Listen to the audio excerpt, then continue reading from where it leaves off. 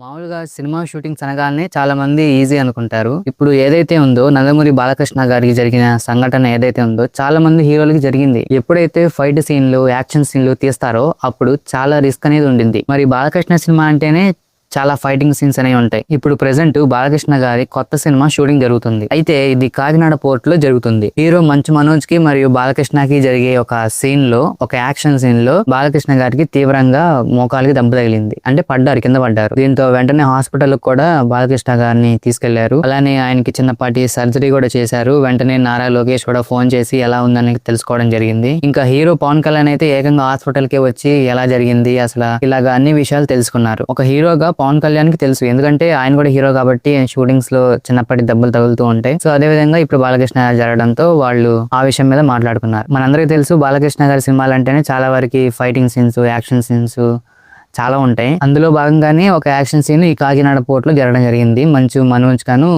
బాలకృష్ణ గారికి. అందుకని షూటింగ్ కూడా మధ్యలో ఆగిపోవడం జరిగింది. ఆయనకి రెస్ట్ తీసుకోవాలి. రెస్ట్ అనంతరం ఆయనకి షూటింగ్ స్టార్ట్ అయ్యే అవకాశం ఉంది. మరి బాలకృష్ణ గారికి కాలుకి ఇంజురీ ఏదైతే ఉందో అది తొందరగా తగ్గిపోయి మళ్ళీ యథావిధిగా షూటింగ్స్ లో రావాలని మనం అందరం కోరుకుందాం.